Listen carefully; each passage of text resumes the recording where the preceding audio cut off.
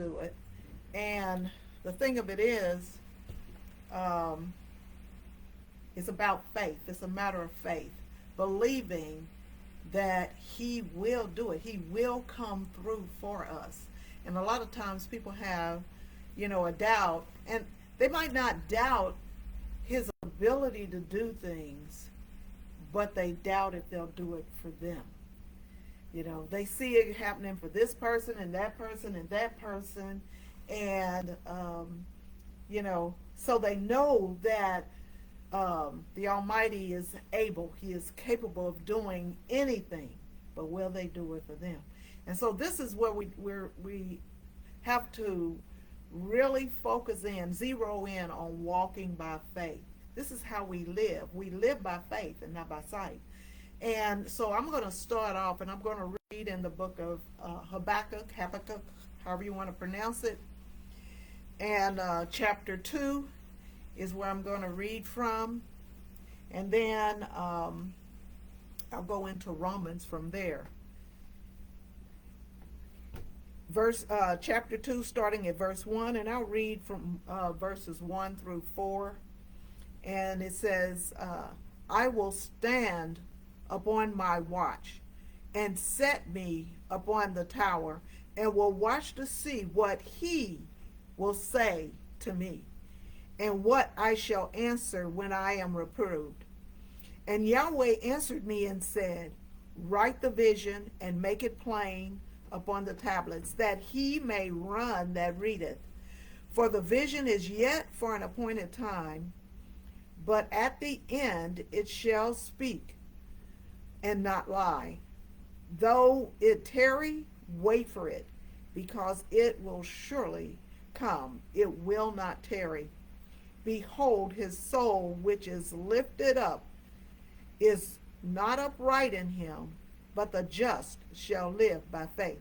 See, there are certain people that live according to pride. They have a lot of self-pride, and they think that everything that all of their accomplishments is just them, what they have done, and they don't give any kind of glory or credit to the Most High. And so that is not how we are supposed to live. Now, I do understand that the enemy can bless people, but there's a price to be paid when he blesses. When the enemy blesses, there's a price. It's never, ever free. But when the Most High blesses, there's no strings attached. It's he just blesses. Now, there are certain things that he blesses everybody with. Everybody in the world right now is blessed because the sun, when it shines on the just and the unjust. When it rains on the just and the unjust.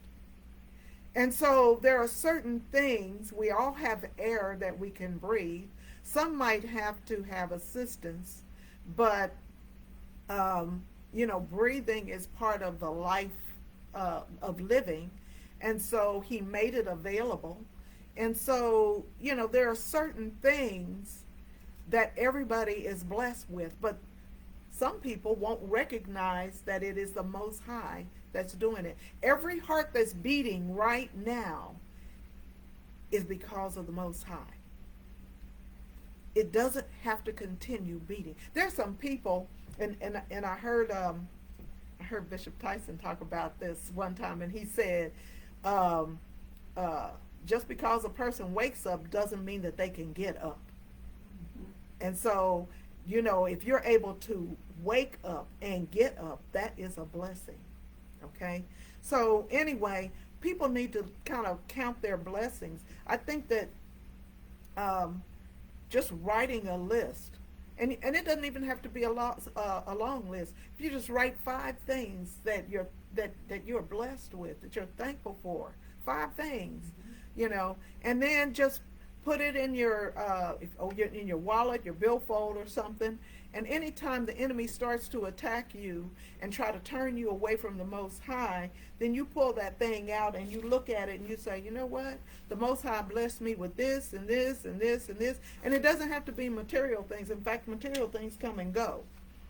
But there are other things, being blessed with friends, people that care about you, being blessed with your relatives. Now, there are some that would, not necessarily agree with them, but I'm just look around and see the blessings that you have before you, and then just write them down, just a few of them, to remind you that the Most High God is still in your corner. Excuse me. Okay. So he says here to write the vision and make it plain.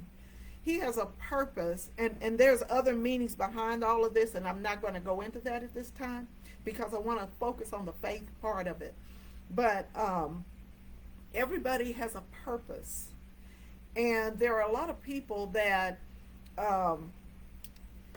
don't know their purpose. They want to, and they're struggling because they don't know their purpose, and they're like, why am I here? And and so they may struggle with bouts of depression and discouragement and things like that because they feel like they don't have a purpose. But everyone has a purpose. Now, if it's a person that doesn't know their purpose, come and see me, and we'll work on that thing, because everybody has a purpose. Okay.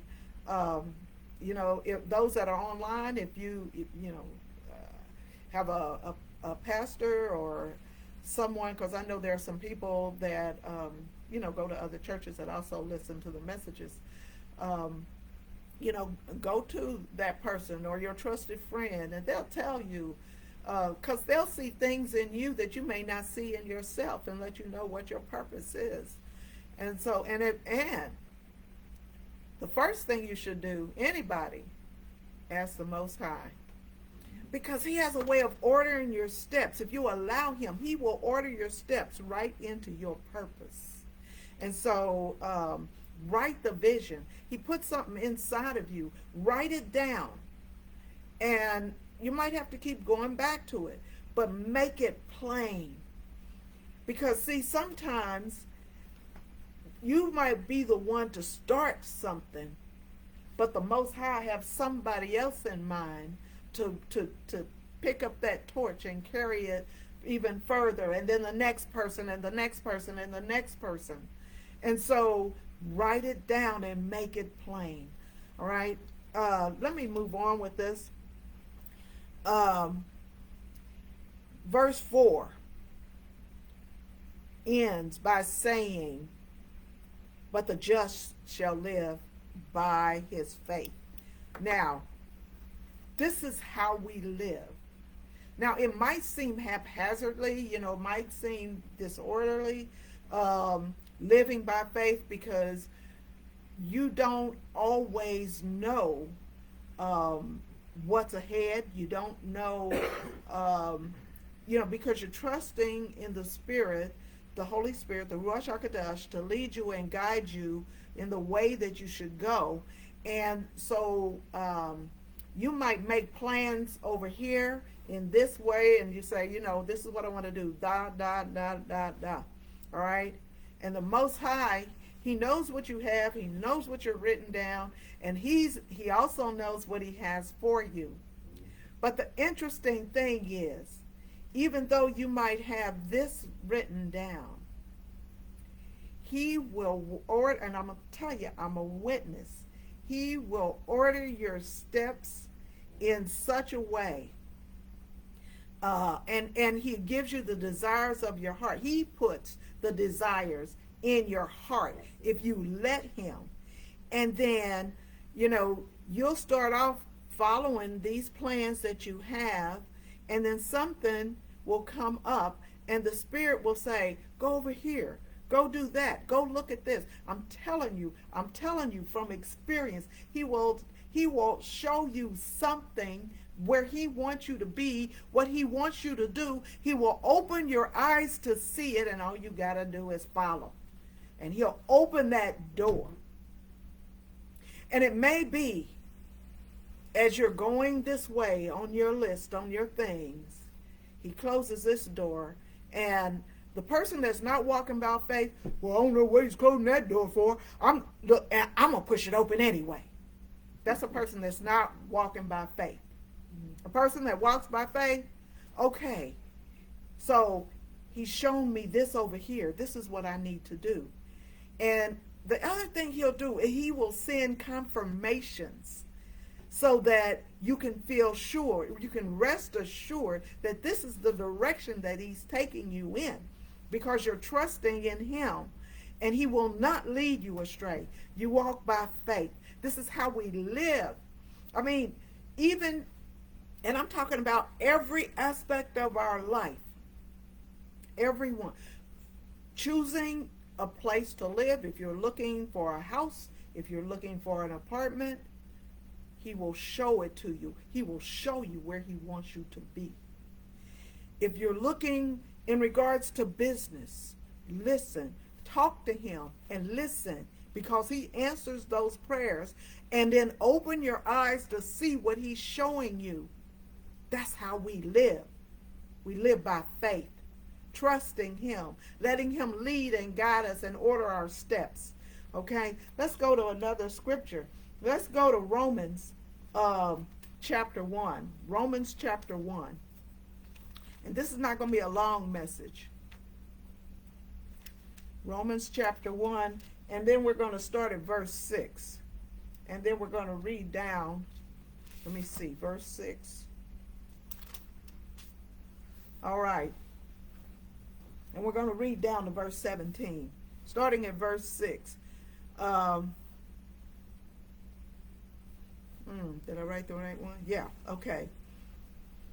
Well, I could start at verse 1. This is Paul talking. He says, a servant of Yahshua HaMashiach, called to be an apostle, separate unto the gospel of Elohim, which he had promised afore by his prophets in the Holy Scriptures, concerning his son, Yahshua HaMashiach, our master, which was made of the seed of David according to the flesh, and declared to be the Son of Elohim with power according to the Spirit of holiness, by the Spirit of holiness, by the resurrection from the dead, by whom we have received grace and apostleship for obedience to the faith among the nations for his name, among whom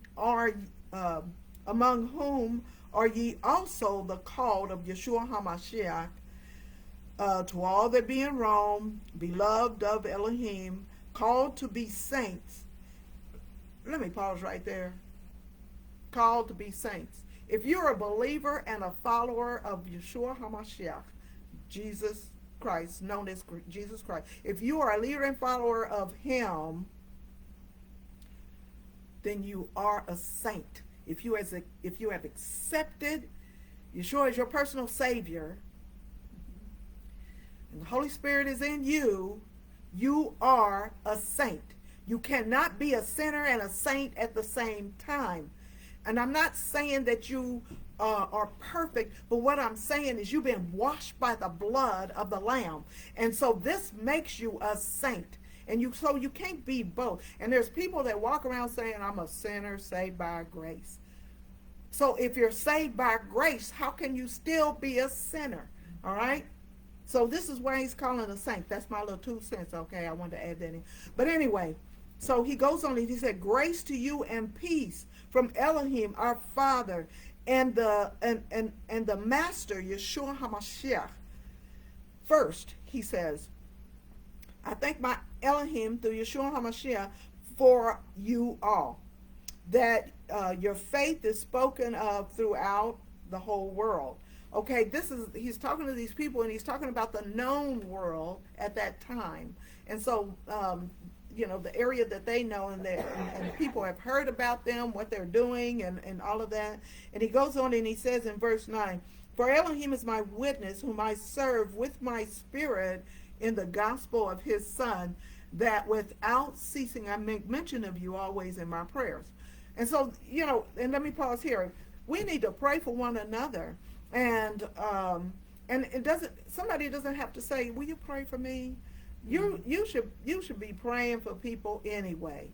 And the Spirit will give you, as you're praying, somebody's name may just come up in your mouth, just come out of your mouth while you're praying. You may not even know that person, but you're praying for that person. And it may be somebody that you do know, but you don't know what they're going through or anything like that, but you're praying for them. It came to you. The Spirit is when you're praying in the Spirit, that's the other thing. We need to pray in the Spirit. And so he's talking about making mention of these people in his prayers. And in verse 10 he says, making requests, if by any means now at length I might have a prosperous journey by the will of Elohim to come to you. Because this is what Paul did. He went to different places and he talked to the people, okay? And at the end of, I think it's at the end of Mark, where it's talking about going and spreading the gospel. We don't have to necessarily get up in the morning and say, you know what, today is the day I'm going to go out and I am going to share the gospel with other people. It is as you are going. When that's what he's talking about. Really, as you are going, you might be at the library, you might be in the grocery store, you might be anywhere. You might be at your job, you might be, at school, you might anywhere. And the subject will come up, and somebody might notice something different about you. And, come and talk to you and ask you and tell you, there's something different about you. I don't know what it is, but you just seem to kind of have that glow about you. And then you can smile and you can tell them, you know what, that's Yahshua, that's the Holy Spirit just shining through me, and he is drawing you to him. And then that opens the door, for you to witness to that person, that you could share the gospel as you go. You don't have to. It's okay to set aside particular times to go do that, but I'm just saying you don't have to. It's as you go. All right. So anyway, so he was going to different places and he was talking to people, and but there's another place that he wanted to go. He wanted to go to Rome. And so he's trying to work that out, and that's what he's saying, that he wants to in verse 12, let's see, that he says, that is, that I may be comforted together with you by the mutual faith, both of you and me. And we are supposed to prefer the company of one another, but we're not supposed to be isolationists. In order for the word to get out, we have to get out. And so, but we like being together. We like, fellowshipping and all of that other, and being with like-minded believers. So, he's saying, talking about how he feels better. He feels good being around people of mutual faith. And in verse 13, he said, now I would not have you ignorant, brethren, that oft times I propose to come to you, that but I was hitherto that I might have some fruit among you also, even as among the Gentiles.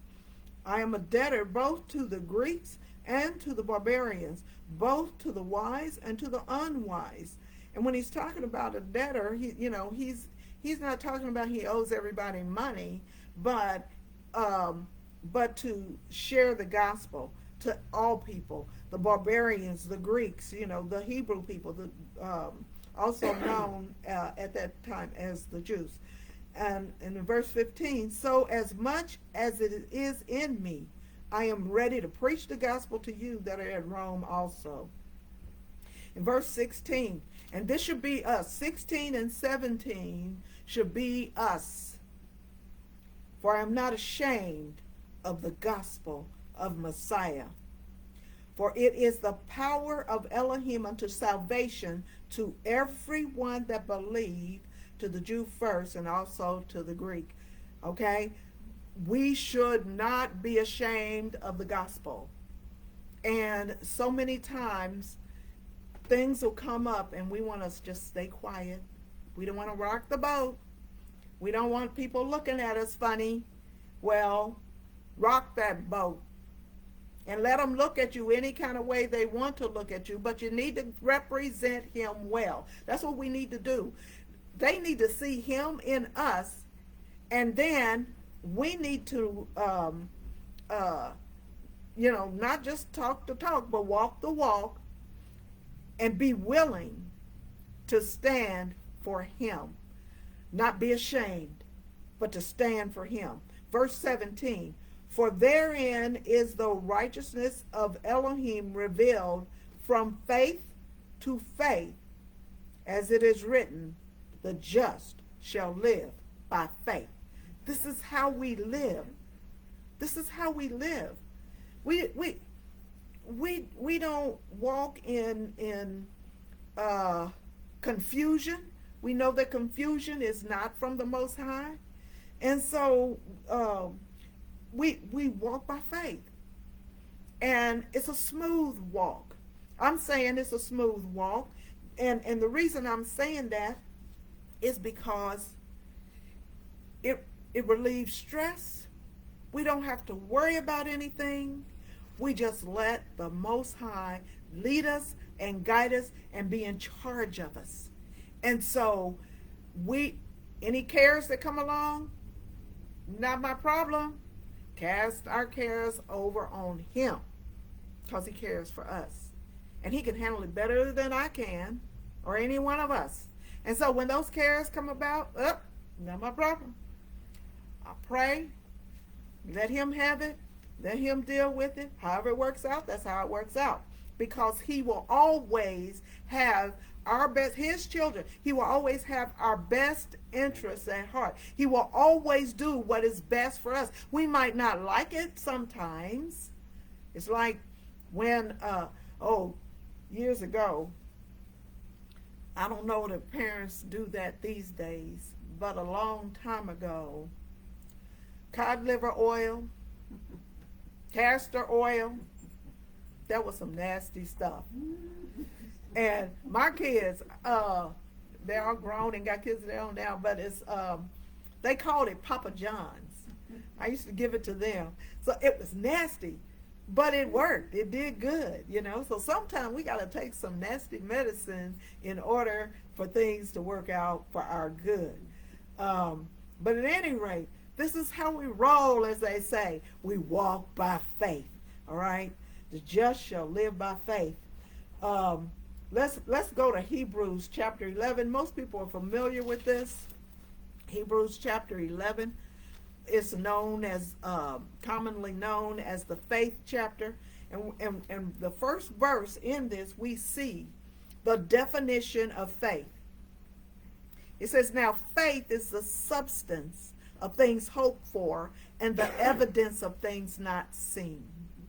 All right? Now, we don't always see the results before we get to it. And even when we plan our own thing, we got in our head what we think the results are going to look like, but it usually never looks like what we expect. But when we walk by faith, however it looks, however it shows up, we're okay with that. But having faith means that we know that everything will work out for our good. Having faith means that we will see the results of something to a point. And the reason I say that, let me go further. Verse 2. For by it the elders obtain a good report. Elders, talking about the people of old, the ancient ones, as some people call them. In verse 3, through faith we understand that the worlds were framed by the word of the Most High God, by Elohim, so that things which are seen were not made of things which do appear. When all he did was speak, he just spoke, And it was. Light be. And there was light. And he goes on down through the creation of everything. He spoke those words, and they became, and they appeared, okay? In verse 4, by faith, Abel, going back to Genesis, offered unto Elohim a more excellent sacrifice than Cain, by which he obtained witness that he was righteous, Elohim testifying of his gifts, and by it he being dead yet speaketh. When Cain killed Abel, it wasn't over. It wasn't over, because the Most High could hear Abel speaking, not verbally, but he said his blood is speaking. If you go back and take a look at that in Genesis. Out the ground. That's right, out of the ground, out of the ground. And so Abel's gift was righteous, Cain's wasn't. You know, the Most High is not going to just accept anything. When we give, okay, for example, when we give our tithes, it's not supposed to be the leftovers. It's supposed to be the first fruit. And so we give the first. He should have the first. He should be first in our life. And so Cain's wasn't what it was supposed to be.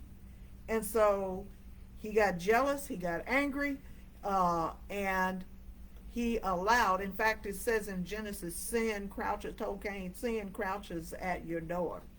And that's what will happen if you're not following the things of the Most High.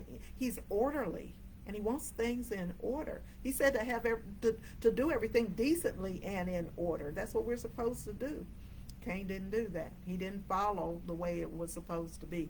But at any rate, but by faith, Abel did the right thing. Verse 5, by faith, Enoch was translated that he should not see death, and was not found because Elohim had translated him. Before his translation, he had a testimony that he pleased Elohim. All right? So even by faith, he didn't even see death. Now, the Revelation talks about the two witnesses. And I believe that this man, Enoch, is going to be one of those two witnesses, because he didn't have a physical death. And the scripture tells us it's appointed unto men once to die, and after that the judgment. And there's only two people, Enos and Enoch, were the two that never experienced death. And I believe those are the two that's going to be witnesses, because the two witnesses will be killed. And that would mean that every person, including those two that did not experience death to this day, thousands of years later, will at some point, when they come back, and they're the two witnesses that's spoken of in Revelation, they will experience death. Now, some people say it's Moses, but Moses experienced death. And so, this is why I say it's those two. At any rate, verse 6, here's something that we need to remember. Without faith, it is impossible to please him. We cannot please the Most High God without faith. And so we have to have that. You can give. In fact, well, no, that's in Corinthians. But anyway, you can give, you can do, you can work, and all of that other stuff. But if you don't have faith, it's just not going to cut it. It's not going to be enough. You can follow the law, but if you don't have faith, it's just actions, it's in vain. You have to have faith. All right. So Without faith it's impossible to please him. For he that cometh to Elohim must believe that he is, and that he's a rewarder of them that diligently seek him. So that means that you're going to seek his face. You're going to want him to speak to you. You're going to talk to him. He's not so far away that you can't talk to him. Talk to him. Listen. Don't talk so much that you don't hear him trying to answer your prayer. Stop and listen. And he may not answer that same day or that same time. Who was that? Well, look at Abraham and Sarah. They were promised this child. They were promised, and years passed and more years passed, and then Sarah got to be too old, she thought. And and more years passed, and so she's like, look, Abraham, it doesn't look like this thing is going to happen the way we thought it was, and so why don't you get with my handmaiden and have a child, and maybe that's how that's supposed to happen. And so they didn't wait on the Most High, and we do have to wait on him in his time. Okay, so he is a rewarder of them that diligently seek him, but it doesn't mean it's going to be immediate, all right? That's where faith comes in. Don't lose that faith. Keep the faith and know that one day, that whatever it is, he will answer that prayer, all right? And I think I said not necessarily the way we think that he'll answer it. Might not look like what we think it's going to look like, but it will always be what is best. All right. 7. By faith, Noah, being warned of Elohim of things not seen as yet, moved with fear, and this is a reverential fear. This is not a, I'm scared. No, this is a reverential, having honor and glory and reverence for the Most High, and following his direction, prepared an ark to the saving of his house, by which he condemned the world and became heir of the righteousness which is of faith. And so by faith, I think it took him a year to build that ark. And, he had to get the materials and all of that stuff. And he probably had some other folks helping him. I wasn't there, don't know, but he did it by faith. And that's the thing. And it had never rained before. And so this was a new thing, this thing called rain. What is that? Because everything was watered. And if you read in Genesis, you'll see how the water would come up, will water everything. And even today we have dew on the ground in the morning when we get up. There's dew everywhere. Well, unless it's real cold, then it's like frost. And but, the water still comes up. And so it had never come down out of the sky before. But he built this thing. He had never flooded before. And so, but by faith, he was warned by the Most High. Most High said, here, I want you to do this. He's like, okay, fine. And he just stepped right up and he did it. By faith. Verse 8, by faith, Abraham, when he was called, and I just mentioned Abraham in a different capacity. Oh, nope, it'll come up. All right. Abraham, when he was called to go out to a place which he should, after receive for an inheritance, obeyed, and he went out not knowing whither he went.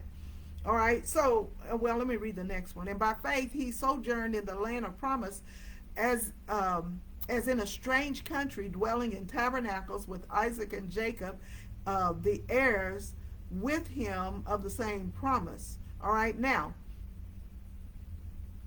the Most High told Abraham, here, look, I want you to get up and go. Abraham said, okay. I mean, just like that. He said, okay. And he went. He didn't know where he was going.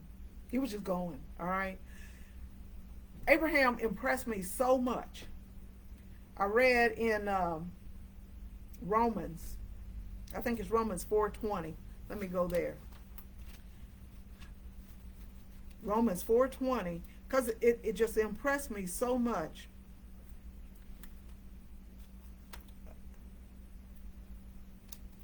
All right. In 21, talking about Abraham, it says, he staggered not at the promises of Elohim through unbelief, but was strong in faith, giving glory to Elohim, and being fully persuaded that what he had promised, he was able also to perform. He didn't flinch. The Most High said, get up and go. I'm going to do this. I'm going to do that. I'm going to do that. He's giving his promises to Abraham. And said, hey, okay. He didn't, it said he staggered not. He didn't stumble. He didn't back up. He's like, okay. That's how we ought to be. When he tells us something, whether it makes sense or not, we don't have to try to analyze the Most High God. He tells us, do this, okay. It hadn't rained. The Most High told him to build an ark. He's like, okay, what's an ark? And he built that ark. Abraham, he said, get up and go. Okay. He got up and went. He just started going. He got his people together, and they just started going. And as a result of that,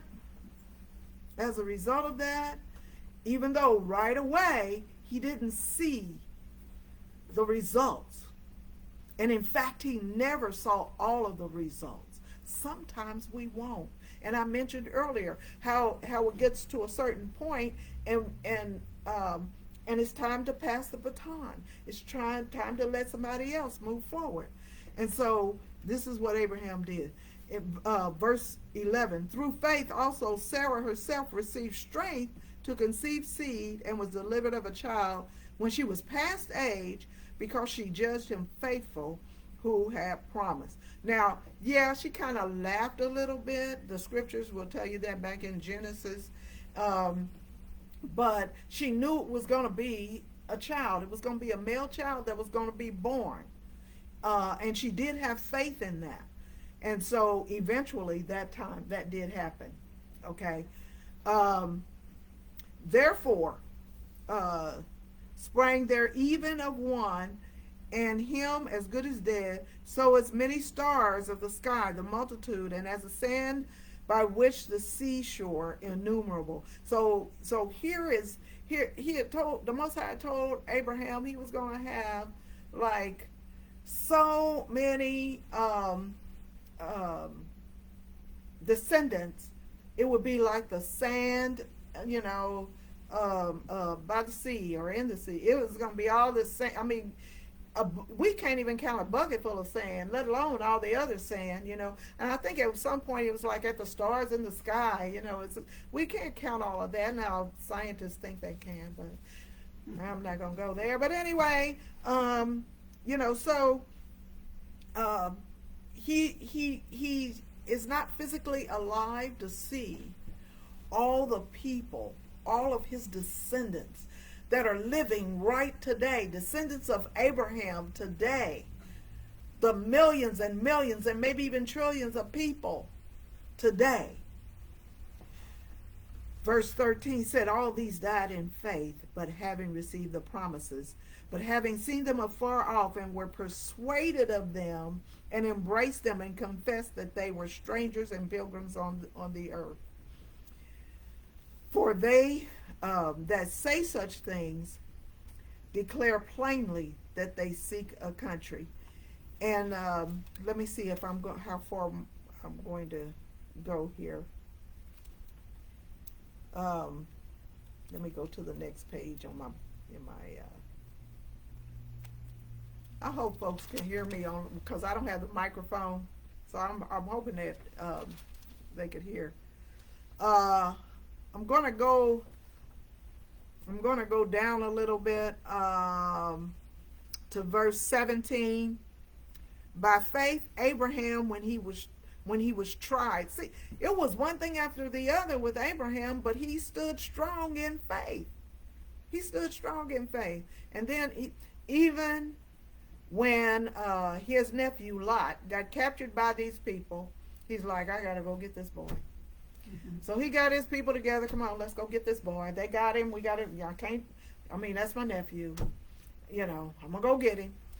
He didn't say, oh, I hope my men are good enough. I hope that, he didn't say, oh, I got to get these guys prepared. He was always prepared. They were already prepared. If you go back and read in Genesis, and he went and gathered his people, say, hey, we got to go get my nephew. You know how he is. Let's go get him. And these people got him. And so they came, they went, they saw, they conquered, they got him, they put, okay, they did all that. And you would think that Lot would have learned from that. But he didn't, and Abraham said, okay, let him be.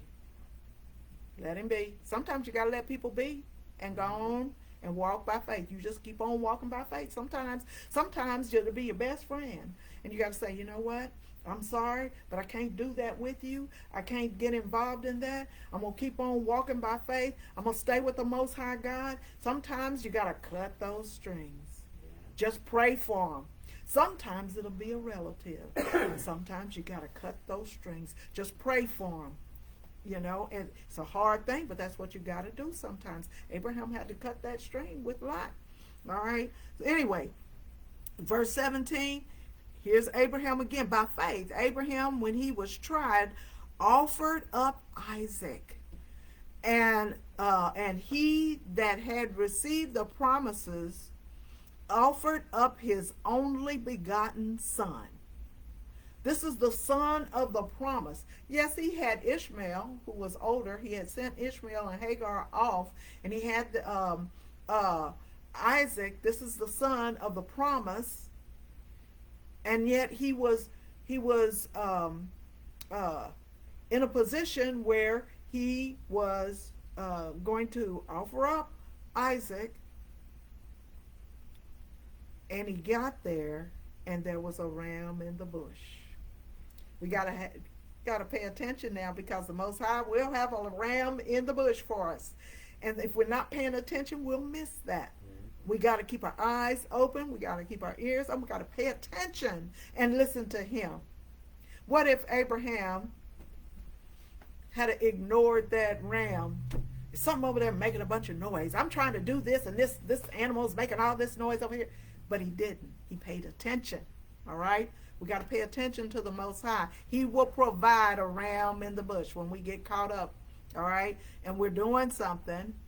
And it may be something that he's leading us to do, and he knows what we're going to do, but we have to be sure. We have to sometimes go through some things in order to be sure and have that confidence that the Most High is with us every step of the way, and that he will provide for us.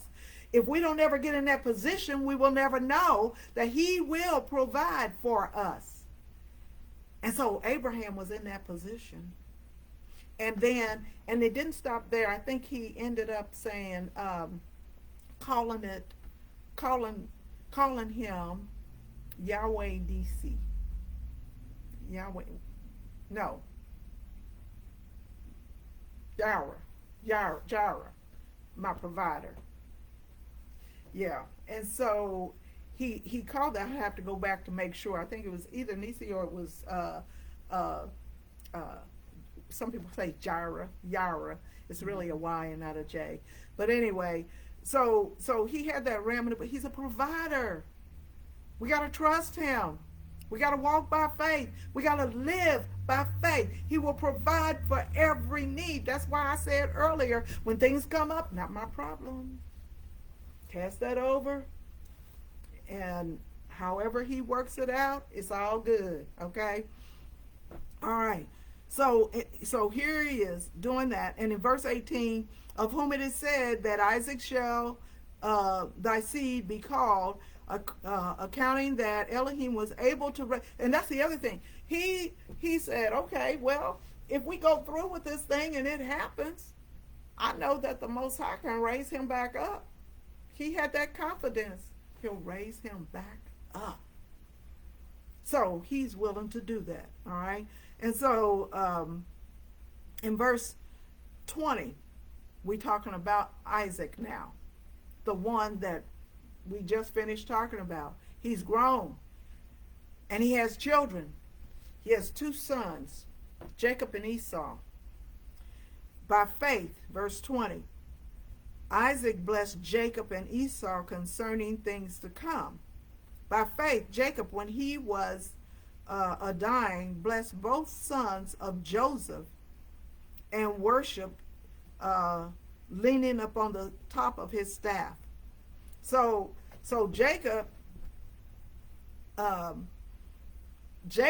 passed down the blessings, and I think today, and I did this with my kids a long time ago, and I'm gonna try to do it again this year, but blessing our kids, speaking blessings over them. And so people didn't know about some, a lot of people don't know about that, but this is something we need to do, is bless our kids and speak over them, and and then let the Most High work in their life. Okay, so anyway, by faith, verse 21, I read that already. Okay, 22, by faith Joseph.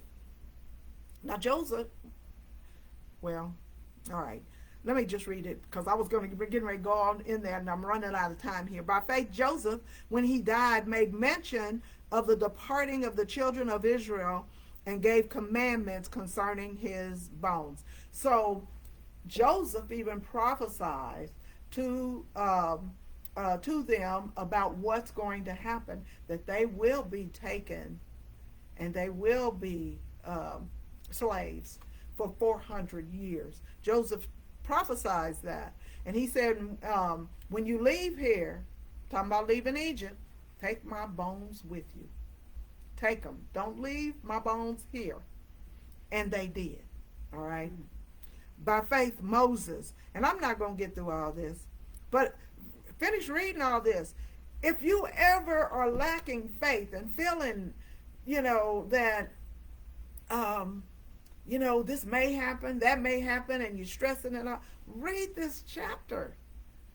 And you start seeing all of these people of faith. And there's more than these people. But just reading about these people ought to strengthen you. Because if he did these things for these people, he'll do something for you. For every single one of us. He will. And we have to believe it. We have to have faith. This is how we live, by faith. By faith, Moses, when he was born, was hid 3 months of his parents because they thought he was a proper child, and they were not afraid of the king's commandment. By faith, Moses, when he come to years, refused to be called the son of Pharaoh's daughter. Because, see, Pharaoh's daughter found him, and she raised him as her son. But he got to a point, he knew who he was, and when he found out who he was, he refused to go along with that program that was already set up. But you see, the thing of it is, he didn't realize it at that time. But he was there for a purpose. And that time, that purpose didn't end when he left and went to live in Midian and became a shepherd for a priest there in Midian. His purpose was really just beginning. And he comes back and he said, let my people go. Exodus. Verse 25, choosing rather to suffer affliction with the people of the Most High God, Elohim, than to enjoy the pleasures of sin for a season, esteeming the reproach of the Master, of the Messiah, greater riches than treasures in Egypt, for he had respect unto recompense of the reward. All right, so this just kind of shows you that the word of the Most High was being passed down from generation to generation to generation, and it was verbal. Most all of it was verbal. There was some written on scrolls and things like that. But the majority of the people passed it down verbally. And so, even today, this is what we need to be doing.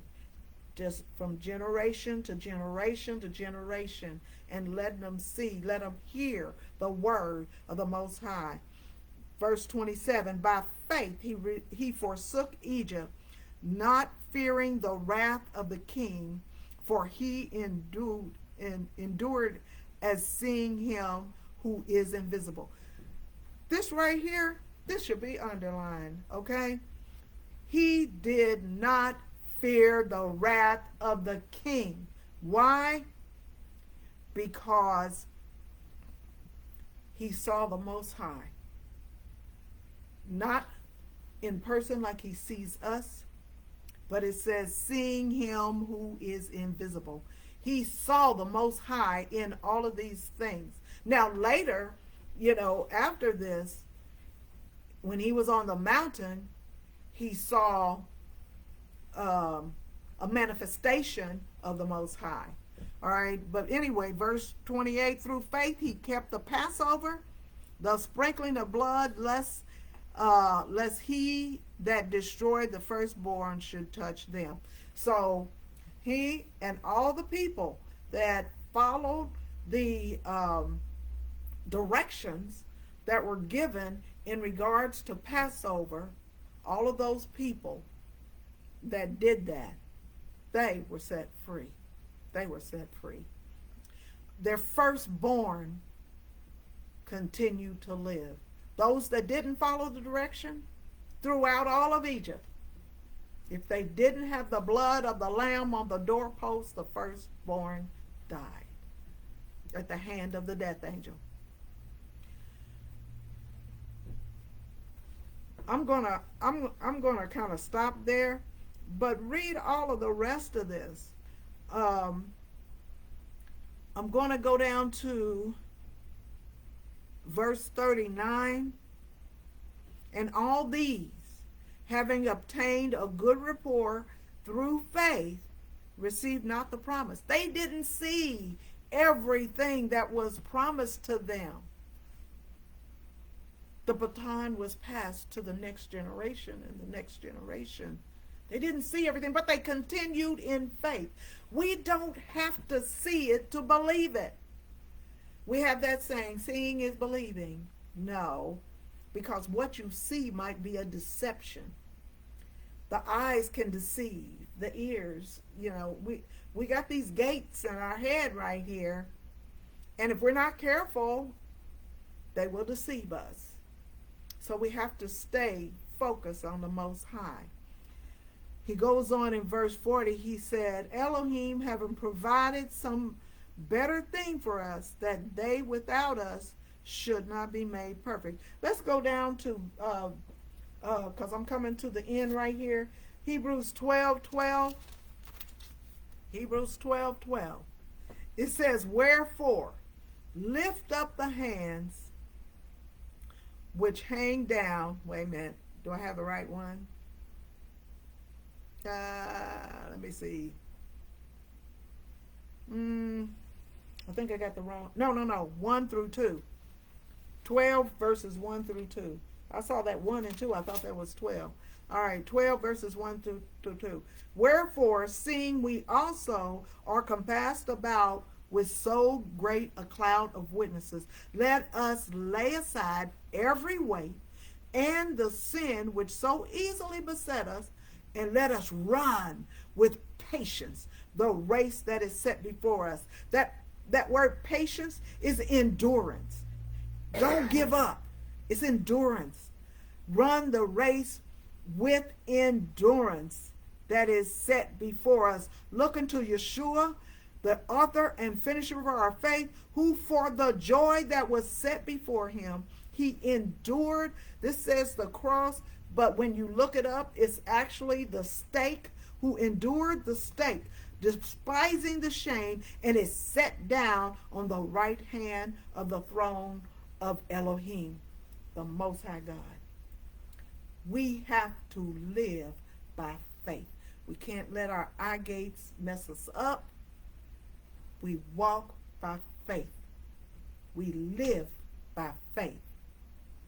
It's all about faith. I'm going to close this out, and then we'll have song and prayer.